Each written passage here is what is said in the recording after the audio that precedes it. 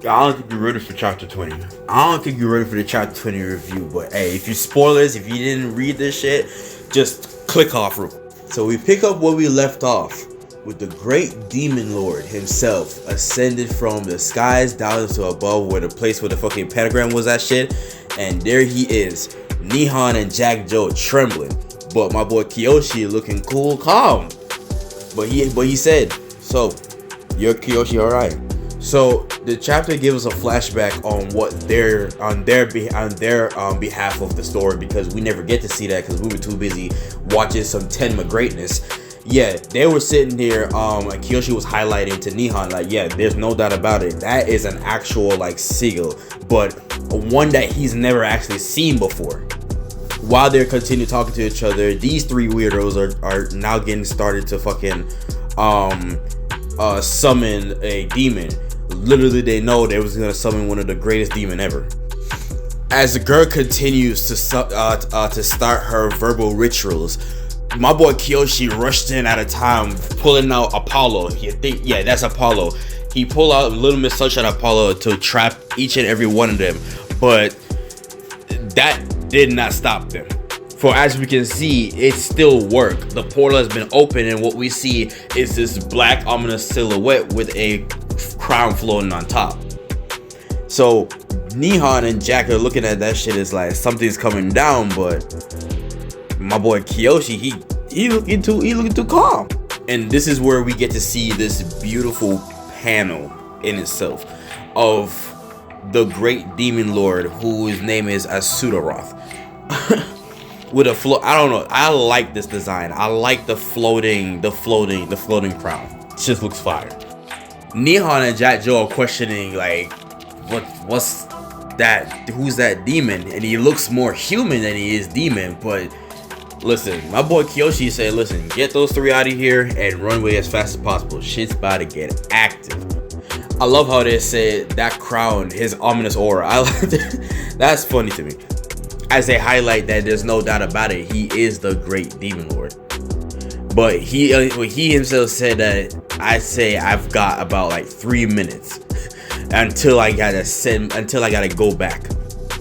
Nihon and Jack are fucking shaking in their boots, but Kiyoshi is like, don't worry, I'll protect you. I got this. I got this. As he turned around menacingly looking at Asuda, to where he's just comparison to like everyone he's fought so far. Like he's in a totally different level as we see like the overall aura of the skulls around him.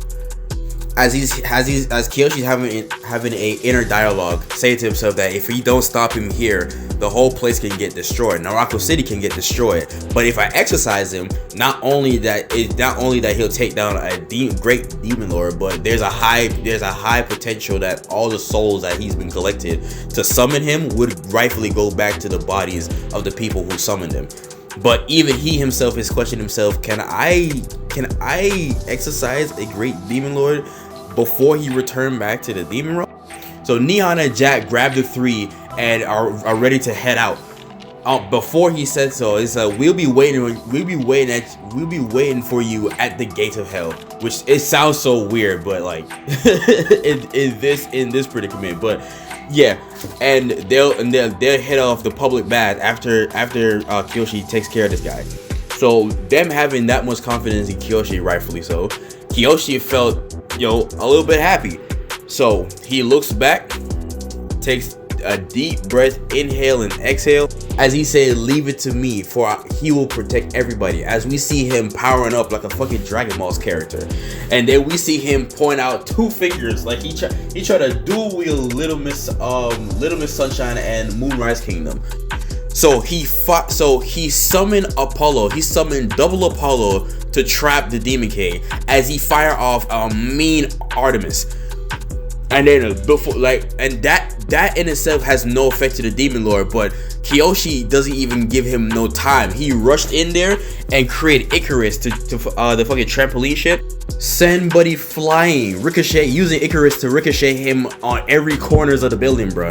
And while in midair, Kiyoshi face palmed him, did him the Ichigo. He gave this man the Aizen treatment, face palmed him, and come crashing down to the crater, Then he uses Hades.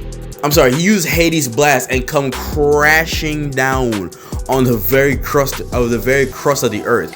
But Asuda ricocheted off of that. Like he bounced back from that. But as soon as he lands, Kiyoshi gave this man no time. Immediately he speed blitzed right behind him and gave him a hecaton chairs. I think that's how I pronounce it.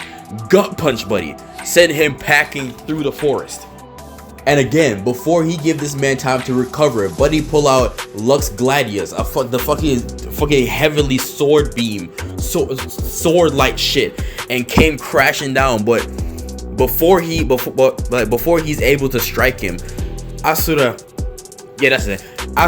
looked at it and with the inch of reaction that he has, pulled out his swords and began clashing. They made a big ass clash that sends a huge crater on the very platform that they're on. They were brought at a stalemate, and in between that like short breath of just recovering, this man Asuda said that I'm glad I came. For he summons like these beams of light. I don't know what they are. I think they're just like missiles or some shit like that. But it doesn't matter. Kiyoshi blocks every single one of them, except for these 3 black ones that he detonates on impact, creating a huge explosion. But both of them are fine as fuck. And Asuda came in and was like, I forgot how long it's been. This is getting fun, Kiyoshi. As Buddy is bloody to the mouth, but he's excited, and Kiyoshi is just wiping off his because he's just clean as fuck. And that's just the end of the chapter. So right now we popping off. We popping off. Let me know if y'all enjoying this series of reviews real quick, and comment down below what y'all think.